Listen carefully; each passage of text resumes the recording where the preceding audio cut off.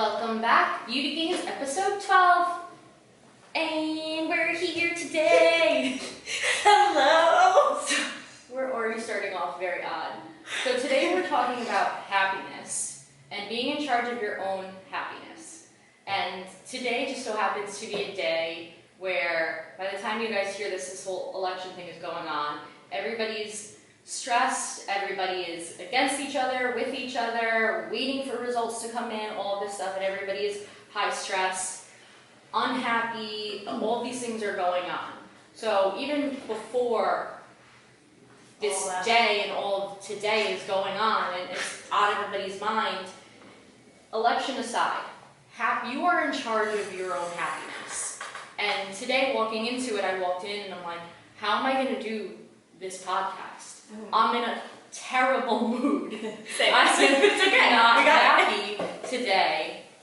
And I'm going to sit here and talk to you guys about being in control of your happiness. Now I'm sitting here and we're laughing and we're smiling. And it's like, okay, yeah, I am in charge of my own fucking happiness. So if I'm going to go around the entire day and let other people into my headspace and stress me out and make me have a bad day, what other people are going to do is what they're going to do. How you take it, and if you allow it to mess with your head, mess with your state of mind, you're in charge of it. So everyone has this, we always talk about like a victim mentality and everything that's going on in the world, and woe is me, and pity parties, and you were born more privileged than me, and I started from here, and you have more opportunities than me. And it's your outlook on life that depicts if you're happy or not. It's not what you're born with. And again, people are going to sit here, I've already dealt with it today. I'm not even an outspoken political person. I never put my political views on anything because I don't want somebody entering my headspace about it. I posted something very generic today, and I get outlashes back about, oh, well, it's nice that you're so privileged, I'm so happy for you.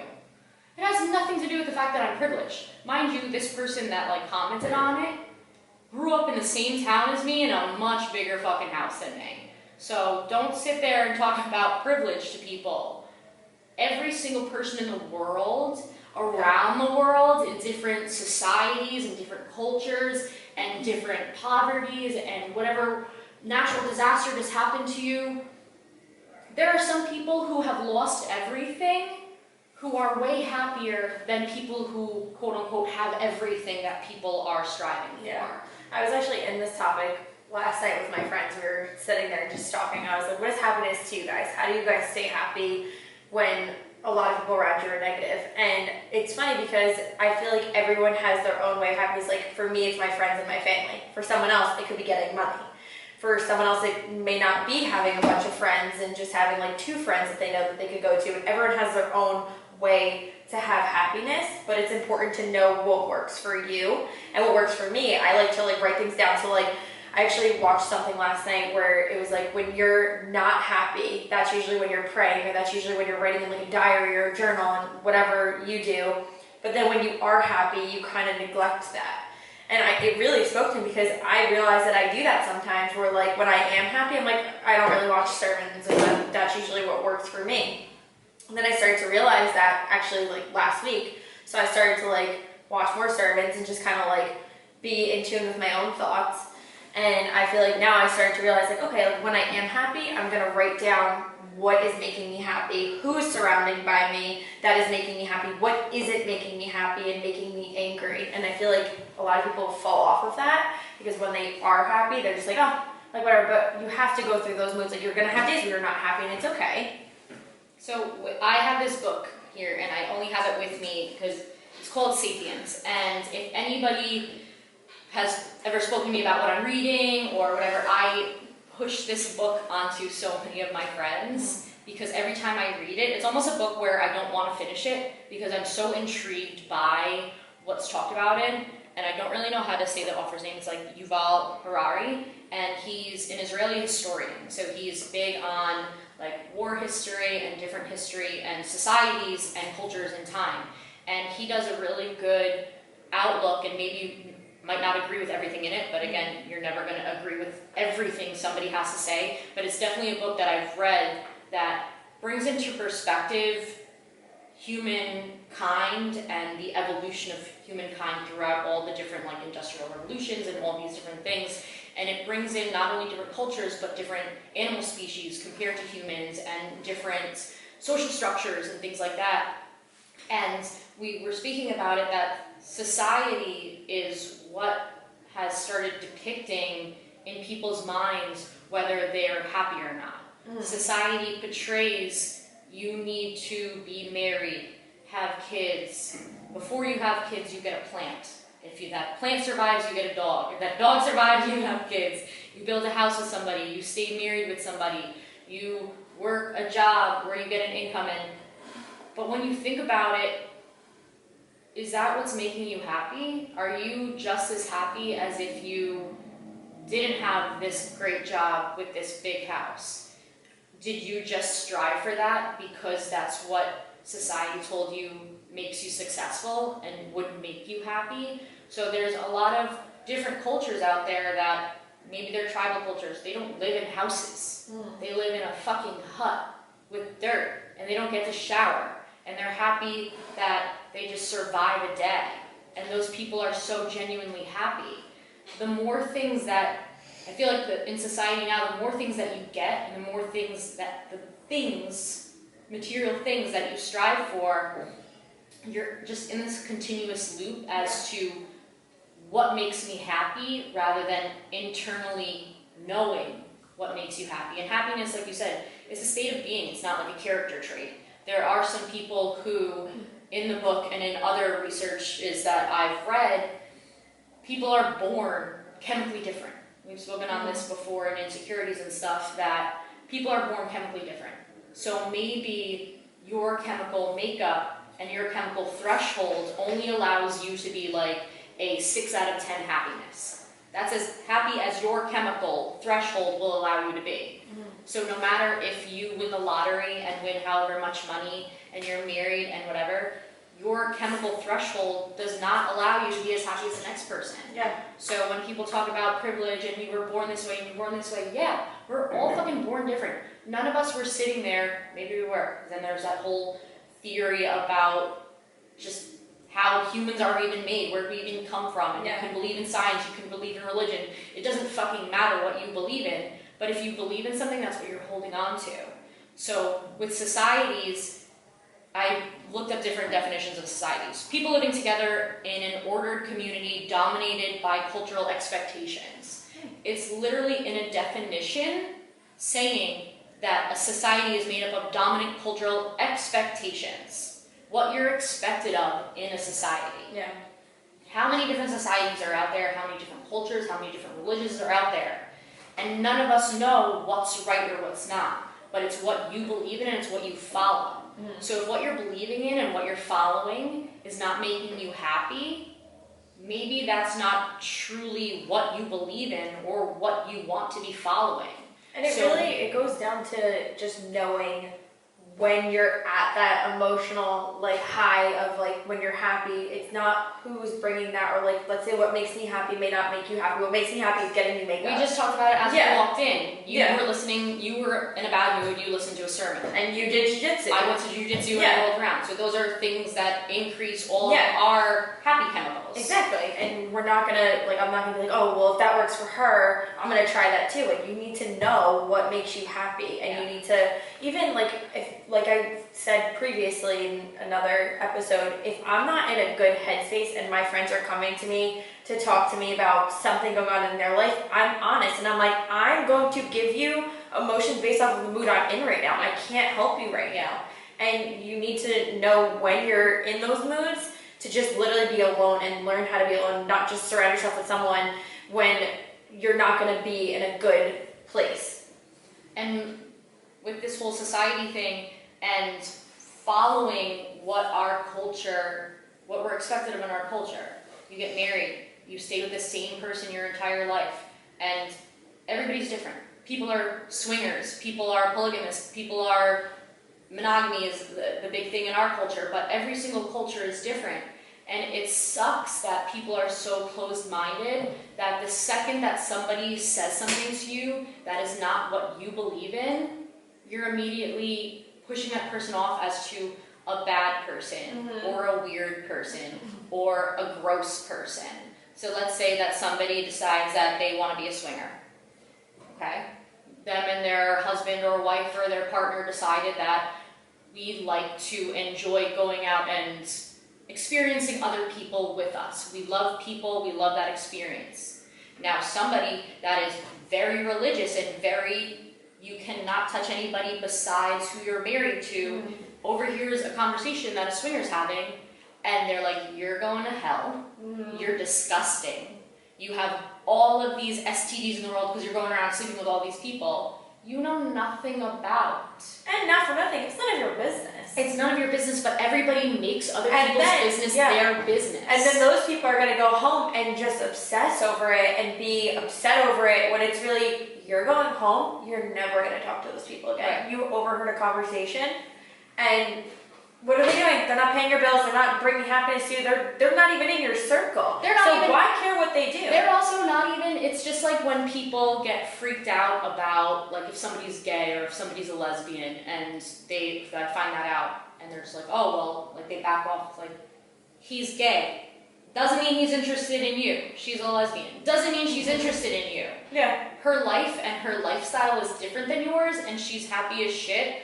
Who are you to make somebody feel uncomfortable based on what they're happy with? Yeah. Everyone in society now has this thing in their head that this is what makes you happy, this is what culture and society has evolved into, and this is what's accepted and this is what has to be. Mm-hmm. Nothing has to be. You're a fucking human at the end of the day. I have so many conversations with people of, you are a fucking human. Mm-hmm. You are made up of chemicals, you were born, every single era and every single millennial, everything changes. And that's what we have to adapt to. And people ask, a lot of questions are, well, if you were to live in a different time, what time would you want to live in?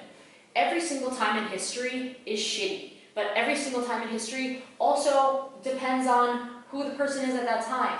If we were to live back then, we'd be miserable. If you were to bring somebody back from the past and put them in here, they'd be miserable because they have no idea. It's also a lot harder now too because of social media, and we have gotten into this, and people will look at me and be like, oh, you're so put together all the time because of what you post on Instagram. Like, I can have a shitty day and I can post a selfie and what, you guys will think I have a great day? No.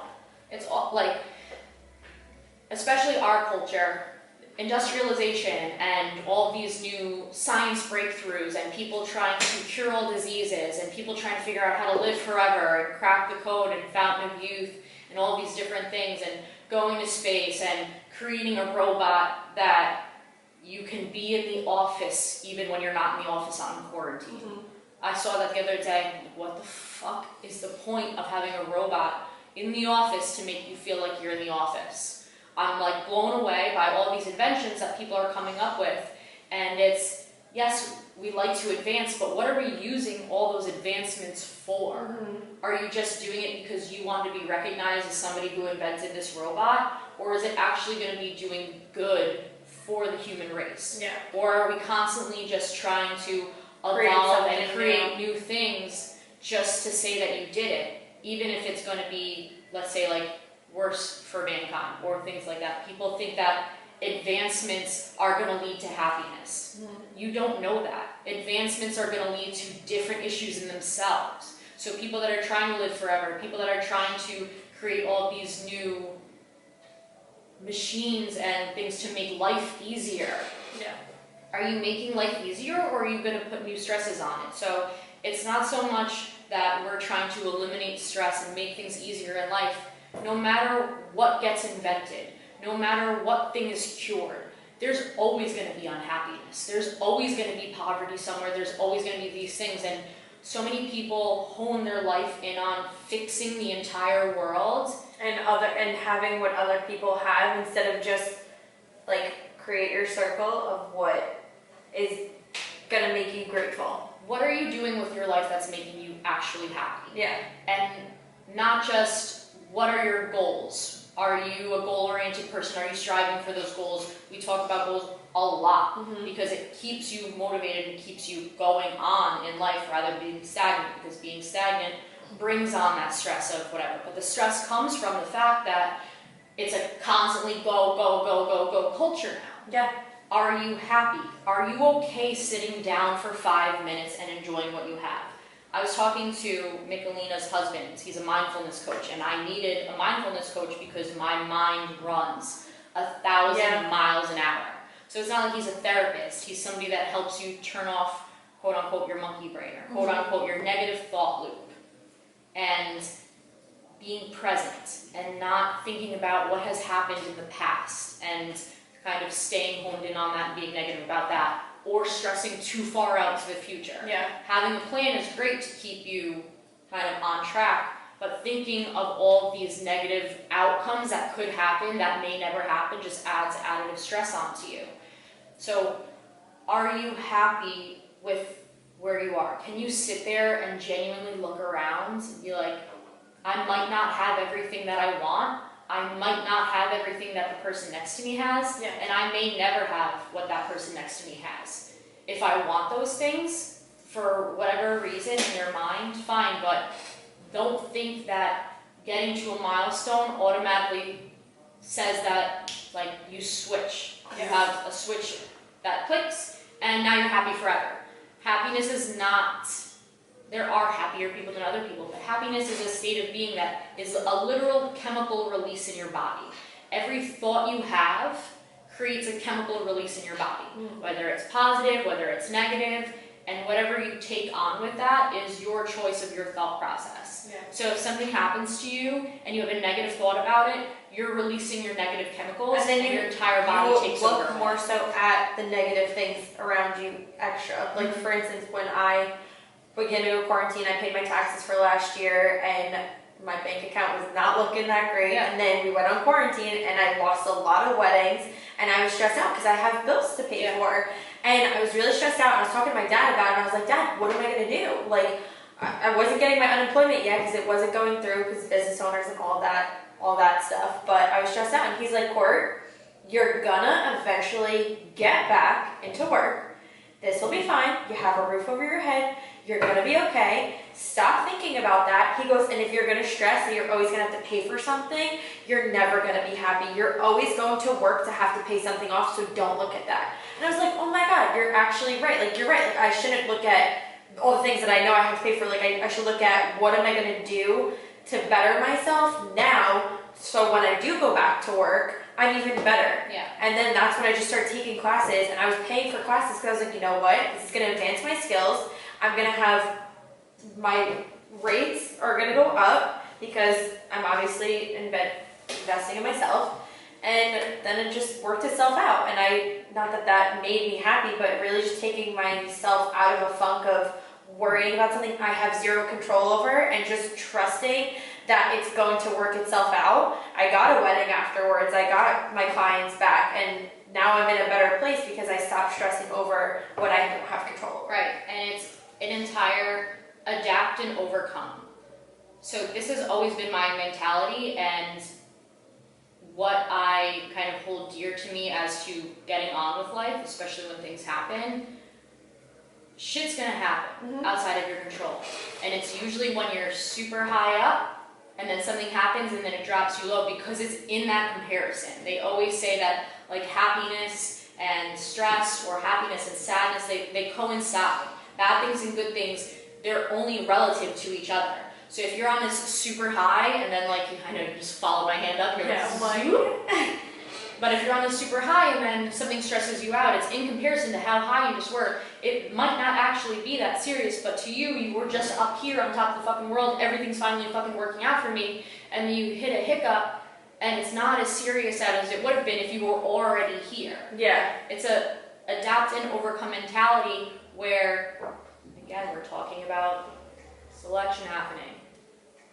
Guys, whatever happens, happens. And you have no control. Whatever side wins or doesn't win, you're going to have to adapt and overcome, or you're just going to be miserable as fuck. And then you're gonna be miserable for the next 4 years. Like, you just figure out a new plan. You cannot figure out let something else outside things, and again, people are gonna sit on the outside and be like, oh, well, it must be nice to not have to worry about things. I have to worry about shit too.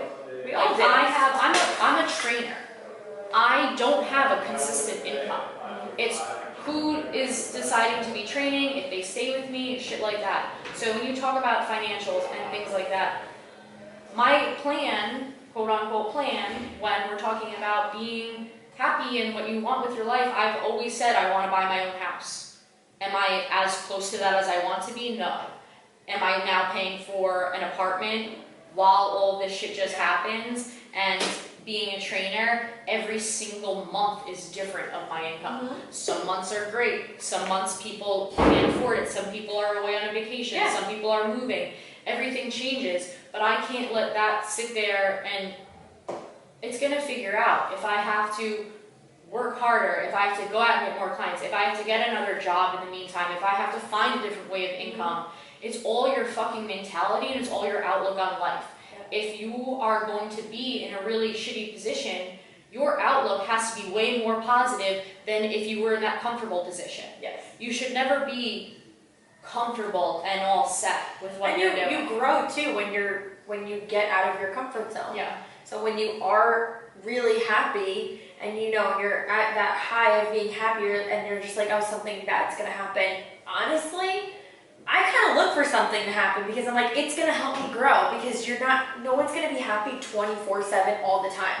Something's gonna happen where you're gonna get pissed off, or it's not gonna go as planned. Like, I used to be a huge planner. I'd be like, this is what I'm gonna do all week. Like, when I go out with my friends, like, this is who I'm gonna be around and whatever. Now I'm just like, I'm taking each day as it comes and I'm going through the motions. Like, I know that I'm gonna see this person then, and then I'll deal with it then. I don't plan it, because when I plan things, I actually get unhappy if it doesn't go as planned. So for me, I switch things up. Instead of just focusing on obsessing over how things I want, I just like let it go and I just enjoy it for each moment.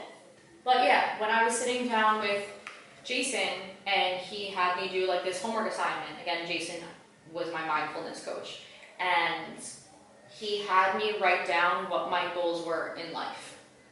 And I went home and I started writing things down.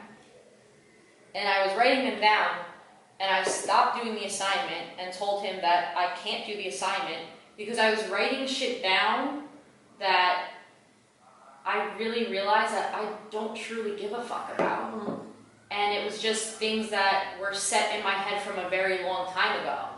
Even, let's say, last episode we were talking about 13-year-old me and what advice I would give me.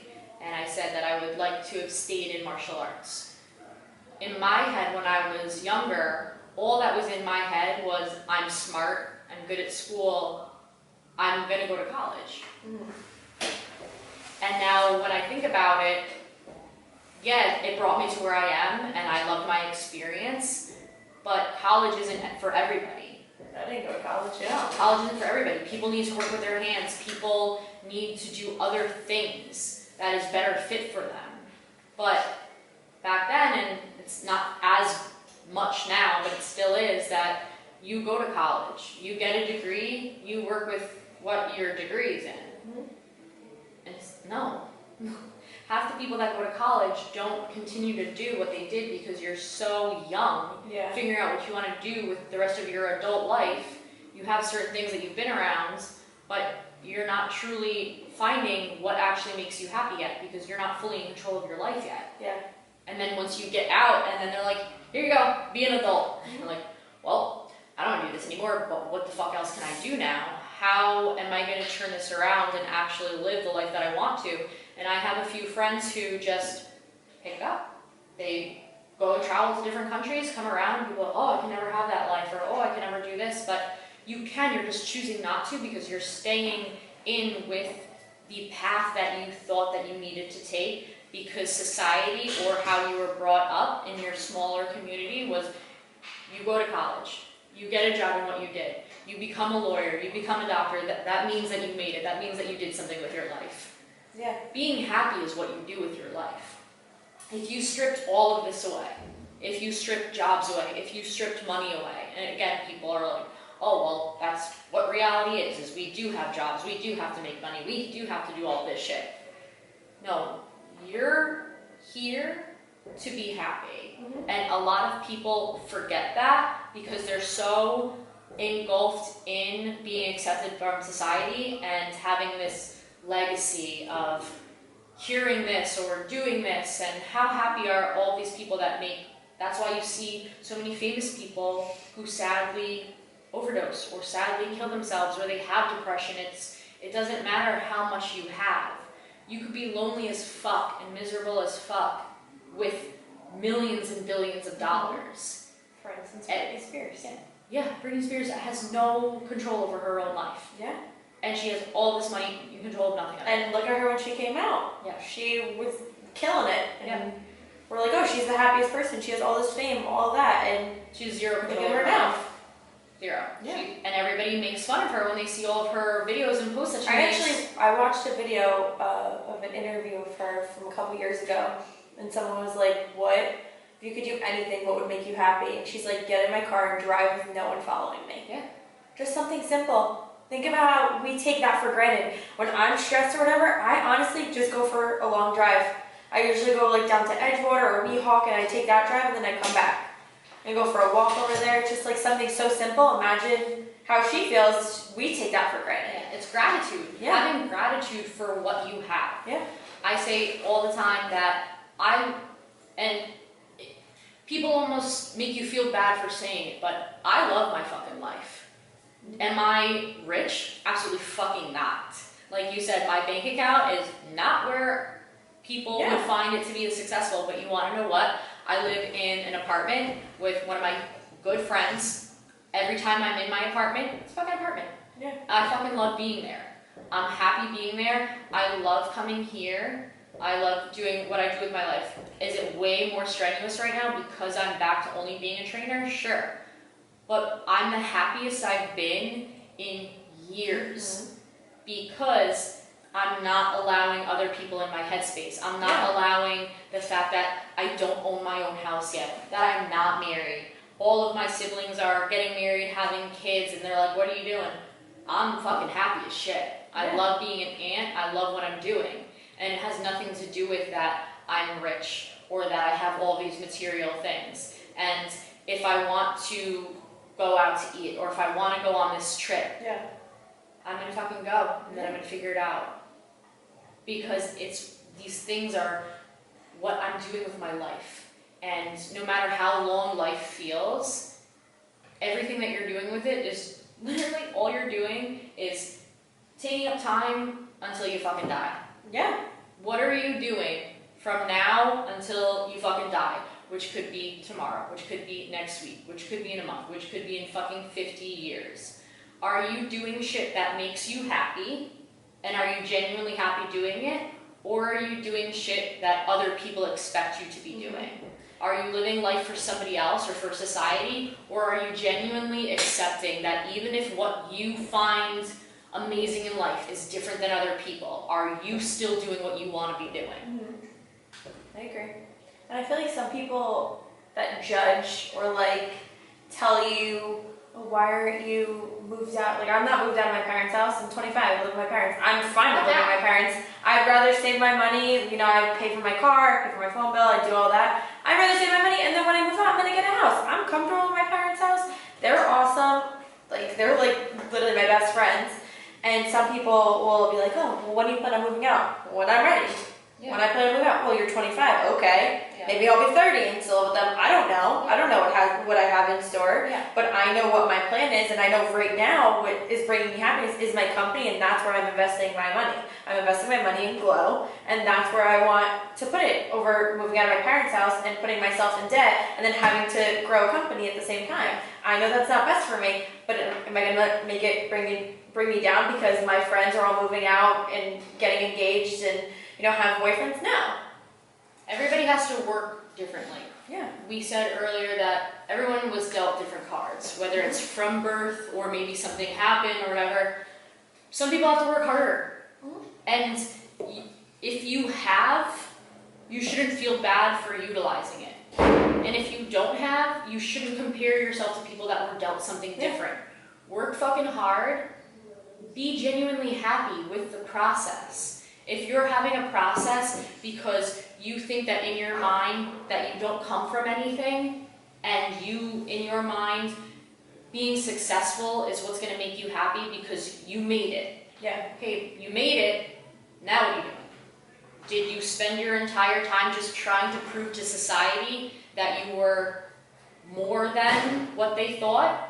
Or are you doing it because it makes you genuinely happy? Yeah. And I think that this whole societal thing where everybody is manipulated and moved around based on what the news is saying. And based on how other people are living their life to their standard. Right. Instead of just really honing in on the little things. Like every morning I wake up, I'm like, I'm so grateful that I have another day. Even if it's a rainy day, I'm not gonna be like, oh, it's gonna be a shitty day because it's raining. I'm like, rainy day, great. I'm gonna wear sweatpants and a sweatshirt. I'm grateful for that. Like, I don't have to go into the salon. Awesome. Like, and I just look at every single day as an opportunity, like even just one thing I could do to make even someone else happy, that makes me happy. Yeah, you see a lot of people who do charity work or humanitarian work and they have nothing, but they're giving everything and they're happy because that's what makes them happy. Giving back to people makes them happy. So it's not who has the biggest mansion, who has the best cars, who has the most money in the bank. When you die, what is that doing for you? Yeah. Did you live a happy life? Did you live the life that you wanted to live? And a lot of people don't even know the life that they want to live because they're so brainwashed by everything around them or what society is telling them is accepted or the expectation in society. Yeah. Literally the fucking definition. When I read that, I'm like, these motherfuckers. It's a literal fucking definition.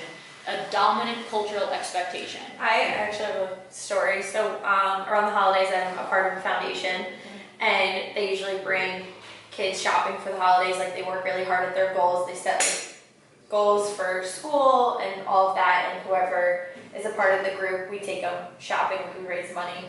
And the first year I did it, it was the most rewarding. I actually went home and I cried because I was like, this is so humbling to me, how much I took for granted of just like something so little can make someone else happy. And then I really it just changed my whole perspective on just what makes me happy. And I was shopping with like 3 little kids, and one kid was like, I am happy enough that I'm able to go shopping and I got gift cards. So like I just want to buy myself one thing, but the rest I want to get for my friends and my family. And I was like, what? He's like, I know I can't afford it because I'm young to get anything for like my nephew that was born, so I want to go get him something. And he looked at me and was like, I just want to get myself socks. Just socks. And he was like, I don't have like a matching pair and I have like a lot of holes in mine.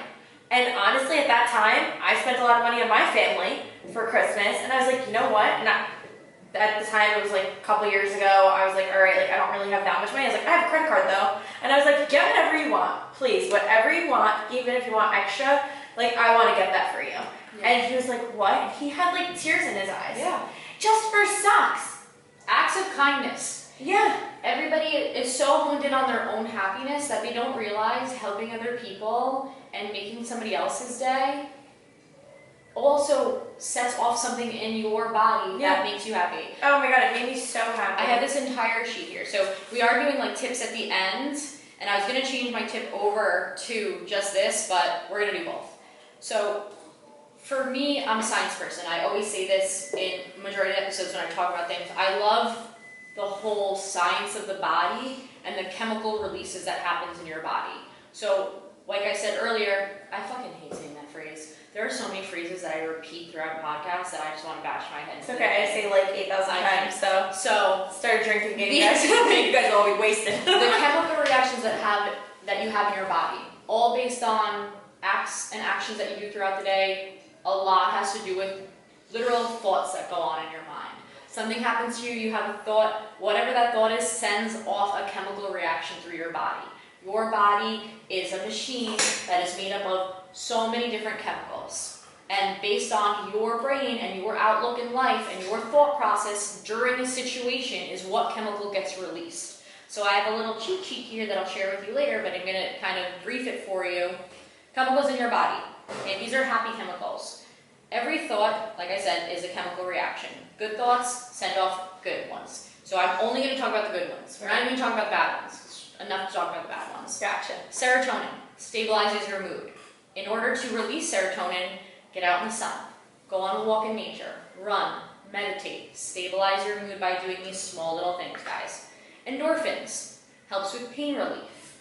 Okay, so if you feel like you're stressed out and you're having a bad day and your body starts to bother you, it's because that chemical release, cortisol and all these other things, being released into your body, stressing your body out, you feel like shit. Endorphins being released helps with pain relief. Aromatherapy, eating a little bit of dark chocolate, laughing, exercising. So you sit here in a shitty mood. I came in with the biggest bitch face. Like, guys, how the fuck am I gonna talk about happiness today?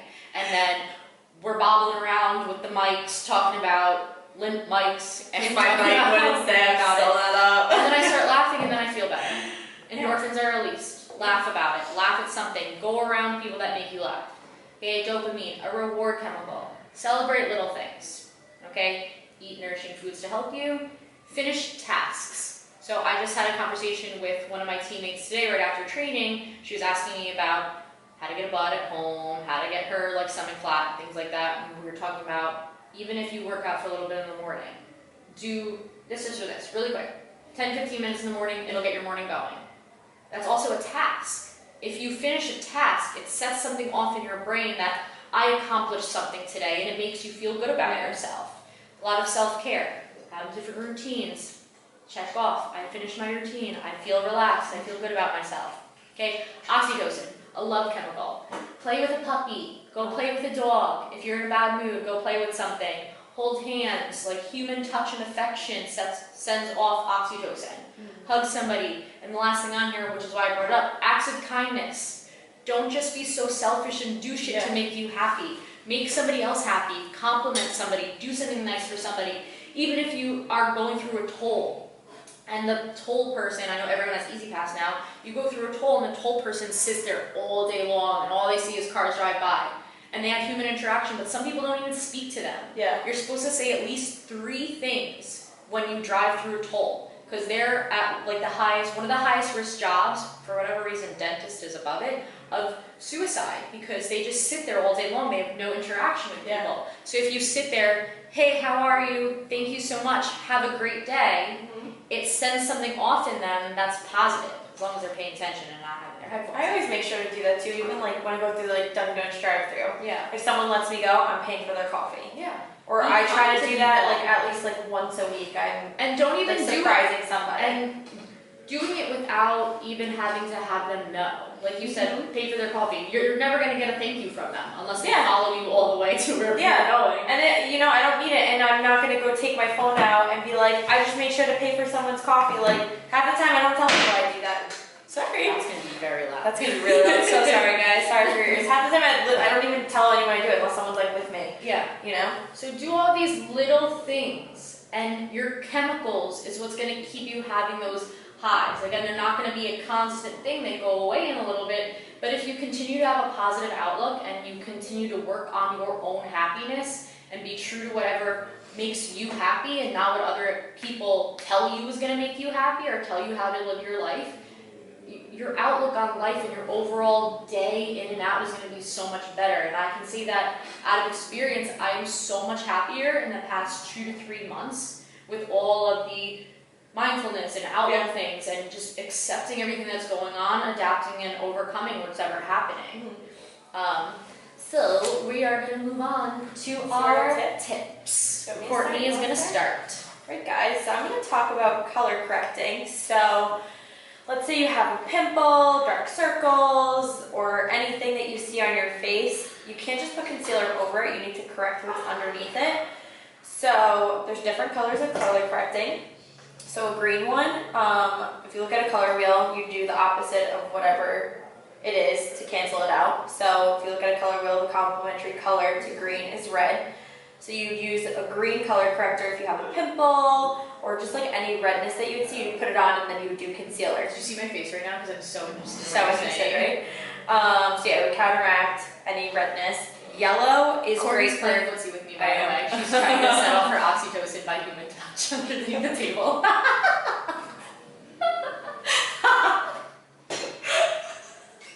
Keep going. So yellow is great for purple hues. So if you have like really like purple under eyes and you're not sleeping a lot, you would use purple, yellow one. Or if you have warm and dark blood vessels that kind of pop through on your skin, it's also good for fair skin. If you have, you know, lighter skin or like lighter hair, that would be good.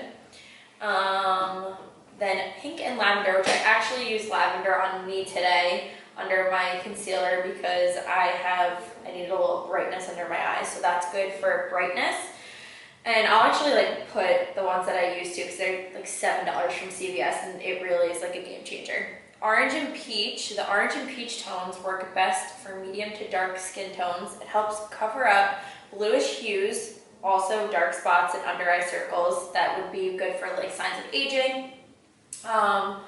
It'll also help brighten your face. And then red is actually good for brides that have tattoos that they want to cover up on the day of, because like tattoos somewhat have like a little greenish hint to it. So you would put that on underneath it, and then you would do concealer over it. So you have a couple. Yeah. I always see when I go into CVS or places all the different colors. What the fuck is all that shit doing? When I first started doing makeup, I didn't realize you had to like do that until like I started working more so with Nikki. Yeah. And I had like a pimple one day and she was like putting like green on me. I'm like, what are you doing? Yeah. I'm like, why is there just straight green going on me? Yeah. She's like, you need to color correct. I'm like, wait, what? And then she taught me a lot about it. So I learned like a lot more. And when I just don't get a lot of sleep, I use my purple one. It's my favorite. And just like brightens under your eyes. It really just like brings out your makeup more. Nice. Yeah. Okay, so my tip is going to be about alcohol and how alcohol can kind of ruin / slow down your quote-unquote gains. So we talk about alcohol consumption, and a lot of people, so this past weekend I went to brunch with my teammates. It's 2 of their birthdays in November. We celebrated at a brunch. So everyone's having mimosas, bellinis, Bloody Marys, etc., etc. So we're sitting there, and a few of them I train, and we're having a conversation about alcohol. And one of them has been trying to get her nutrition much better. And then it came out with, well, you were drinking, so that kind of counts. She's like, what do you mean? I was drinking, I wasn't eating it. Yeah, but when you consume alcohol, that's also hindering your training. I remember when I was in college, one thing that sticks to me when I was sitting and we had this big, we had a speaker come in and he was talking about the effects of alcohol and training, and again, this is years ago, but the information is still pertinent, that every night of binge drinking, so binge drinking is characterized as 4 drinks or more, which people are like, that's my pre-game warm-up. 4 drinks or more is like binge drinking. 2 drinks, I'm drunk. Every night of binge drinking, quote unquote, takes away 2 weeks of athletic performance training. And I sat there, what the fuck? So when you're drinking, no matter how much you're training and shit like that, it's hindering your muscles from fully developing better and better. So it actually inhibits protein synthesis. So there's one research study that I was looking at. It's hard to do research studies on alcohol consumption because that's pushing athletes and people to drink in high just to see all the different variables. But in different research studies that I've seen, it shows that there is a major decline in protein synthesis, which is just your body's ability to continue to build your muscle back. Protein synthesis, protein synthesis, fucking Christ, when you consume alcohol. So if you have protein, it makes it better, but if you were to drink a protein and you're to intake protein, your, let's say, protein synthesis may be at 100%, whatever. If you have alcohol and protein, so let's say that you were out drinking but you're also eating, you're intaking protein, now it's cut almost in half with your protein synthesis. And then if you take out eating any sort of protein or intake at all, now you're down to let's say 20% of what could have been your full potential. So you drinking isn't just calorie intake. It's not like you're just drinking empty calories, let's say. So that's in people's minds. They're like, oh, well, I had a vodka soda, so that's not bad. Or I had a vodka tonic, that's not bad. No, it's a better choice than you chugging down a sugary cider or having all these beers. But the alcohol itself is inhibiting your muscles from getting to their true potential. So especially if you're somebody who is trying to put on muscle or who is trying to bodybuilding or things like that, you see a lot of people who stay away from alcohol altogether with because it inhibits you from all that hard work that you're fucking doing, and then you're binge drinking on the weekends and you're wondering why you're not getting as much gains as you're supposed to be. It's because your body literally is not synthesizing its protein how it's supposed to be in order for you to be on the level that you want to be on. So those are just different things. If you're going to be drinking, at least try to be intaking protein. If not, you're just kind of shooting yourself in the fucking foot, guys. A lot of people ask me better options. I am a tequila girl. I drink tequila straight on the rocks. I'm drunk just with 3 limes in it. It has to be good tequila though. I drink Casamigos with 3 limes in it. On the rocks, beautiful. It's the mixers that add the calories. It's whatever choice you're doing. So I know that different vodkas are making a different thing, but vodkas, gins made out of potato, whiskey. If I only told you what I drink, you would you would be like, okay. I know. I drink chocolate martinis lately. That's very interesting. Yeah. To hear. But it's not just so much that you're intaking empty calories, guys, that you're intaking all the sugar and that's adding to your stomach or adding to whatever. When you're intaking it, also when you're eating, that's why I said when you're drinking and eating, it's better. But what happens is when you're intaking alcohol, your body wants to digest the alcohol first. It wants to get rid of it. So while your body's trying to get rid of the alcohol, because you're technically poisoning yourself, it's trying to get rid of it, so it's not digesting your food. So now it's storing it in different places. Wow. So not only are you not getting the gains, but you're starting to store the food that you're eating elsewhere while your body is trying to rid of the alcohol. So this is not telling you you cannot drink. Drink in moderation. Be smart about it. Be smart about your choices of what you're doing. But just know that if you're going to live this lifestyle, you have to understand that it's a detriment to your gains. So interesting. But now I'm gonna go work out. Courtney's gonna work out today. Yeah, guys, I haven't worked out in like months, and when I told her I was gonna work out today, everyone actually is shocked. So wrapping up, be happy, do whatever the fuck you want to do, fuck what society has for you and what people around you have to say. If you're gonna break away from even your family norms, your friends' norms, whatever fucking makes you happy, sometimes you have to take the jump and then just do shit. And just stick to what you know makes you happy. Be kind to people, set off those chemical reactions in your body. Go play the puppy. Go play with the puppy, play footsie on I was just gonna say podcast. Alright guys, thanks for tuning in for episode 12. Be happy, we love you. Love you guys.